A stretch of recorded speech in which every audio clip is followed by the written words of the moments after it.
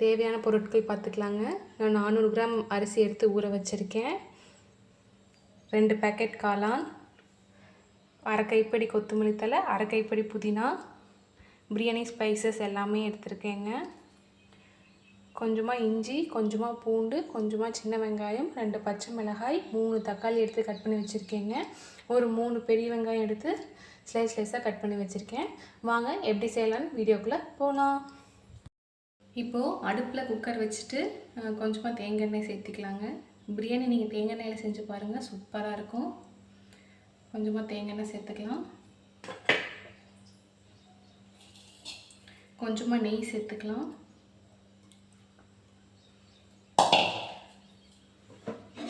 கொஞ்சமாக கடலெண்ணெய் சேர்த்துக்கலாம்.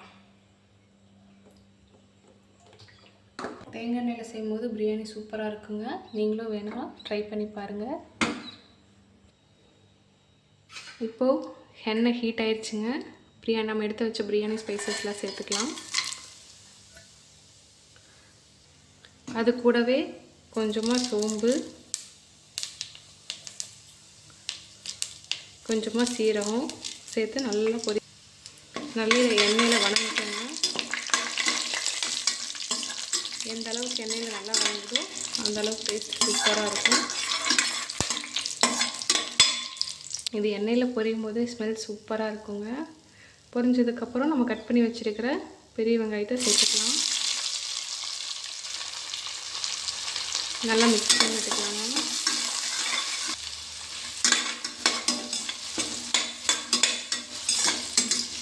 இது நல்லா ப்ரௌனிஷாக வெந்து வரட்டும். நம்ம அதுக்குள்ளே இஞ்சி பூண்டு பேஸ்ட் ரெடி பண்ணிட்டு வந்துடலாம். இப்போ ஒரு மிக்ஸி ஜாரில் 2 வரமிளகாய், கொஞ்சமாக இஞ்சி, கொஞ்சமாக பூண்டு, கொஞ்சமாக சின்ன வெங்காயம் சேர்த்துக்கலாங்க. கொஞ்சமாக புதினா, கொஞ்சமாக கொத்தமல்லி தழை சேர்த்து நல்லா பேஸ்ட்டாக அரைச்சி எடுத்து வந்துக்கலாங்க. நல்லா பேஸ்ட்டாக அரைச்சி எடுத்தாச்சுங்க. இது ஒரு பக்கம் இருக்கட்டும். நல்லா ப்ரௌனிஷ் ஆக ஸ்டார்ட் ஆகுதுங்க. இந்த ஸ்டேஜில் கொஞ்சமாக புதினா, கொஞ்சமாக கொத்தமல்லி தழை சேர்த்துக்கலாம். நல்லா மிக்ஸ் பண்ணி எண்ணெயிலேயே நல்லா வதங்கட்டும். ப்ரௌனிஷ் ஆகிடுச்சு. இந்த ஸ்டேஜில் நம்ம மிளகாத்தூள் சேர்த்துக்கலாம். காரத்துக்கு ஏற்ற மாதிரி கூட்டலோ குறைச்சலோ சேர்த்துக்கங்க. நான் 1/2 டீஸ்பூன் சேர்த்துருக்கேன்.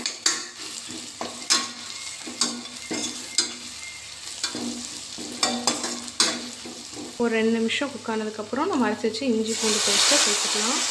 கூடவே கொஞ்சம் உப்பு சேர்த்துக்கலாம், ஏன்னா அடி பிடிக்காமல் இருக்கும். அதுக்காக நல்லா மிக்ஸ் பண்ணி விட்டுக்கலாம். ஸ்மெல் சூப்பராக வருது.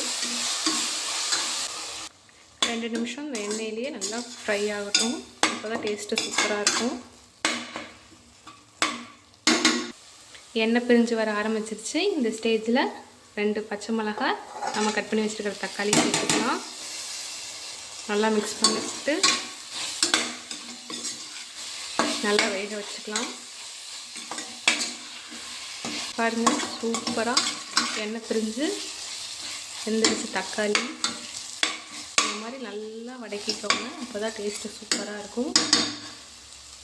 இப்போ கொஞ்சமாக தயிர் சேர்த்துக்கலாம்.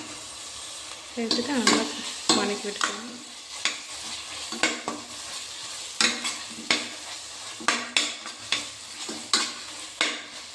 நல்லா வெந்து வந்துடுச்சுங்க. இப்போ நம்ம கட் பண்ணி வச்சுருக்கிற மஷ்ரூம் சேர்த்துக்கலாம்.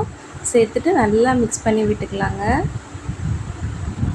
நல்லா மிக்ஸ் பண்ணி விட்டுக்கலாம். இதில் நல்லா மிக்ஸ் ஆக அந்த தண்ணி விட்டு வருங்க. பாருங்கள், தண்ணி விட்டு வந்துடுச்சு. இது நல்லா 5 நிமிஷம் இந்த தண்ணியிலேயே அந்த மஷ்ரூம் வேகட்டுங்க. அந்த தண்ணியில் லைட்டாக சுண்டுட்டும், அது வரைக்கும் கொஞ்சம் வெயிட் பண்ணலாம். பாருங்கள், சூப்பராக இருக்குது. பார்க்குறதுக்கே டெம்ப்டாக இருக்குது. இந்த ஸ்டேஜில் நம்ம ஊற வச்சுருக்கிற அரிசியை சேர்த்து நல்லா மிக்ஸ் பண்ணி விட்டுக்கலாங்க.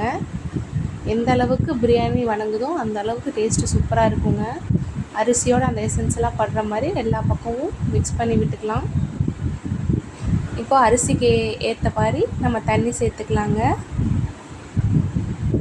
தண்ணி சேர்த்து நல்லா மிக்ஸ் பண்ணி விட்டுக்கலாம். நல்லா கலந்து விட்டுட்டு உப்பு காரம் செக் பண்ணிவிட்டு பத்தலைன்னா சேர்த்துக்கோங்க. நல்லா மிக்ஸ் பண்ணி விட்டுக்கோங்க. இப்போது லாஸ்ட்டாக கொஞ்சமாக புதினா, கொஞ்சமாக கொத்தமல்லி தழை சேர்த்து நல்லா மிக்ஸ் பண்ணி விட்டுக்கலாங்க. ஸ்மெல் சூப்பராக இருக்குது. நீங்களும் எப்படி ட்ரை பண்ணி பார்த்துட்டு எப்படி இருக்குன்னு கமெண்ட்டில் சொல்லுங்கள். இப்போ விசில் போட்டுக்கலாங்க. 2 விசில் விட்டு எடுத்துக்கலாம். பாருங்கள், பிரியாணி சூப்பராக ரெடி ஆயிடுச்சு. நீங்களும் இதே மாதிரி ட்ரை பண்ணி பார்த்துட்டு கமெண்ட்டில் சொல்லுங்கள். நம்ம சேனலை மறக்காமல் சப்ஸ்கிரைப் பண்ணி லைக் பண்ணி ஷேர் பண்ணிக்கோங்க. தேங்க்யூ. நெக்ஸ்ட் வீடியோவில் நம்ம பார்க்கலாம். பாய்.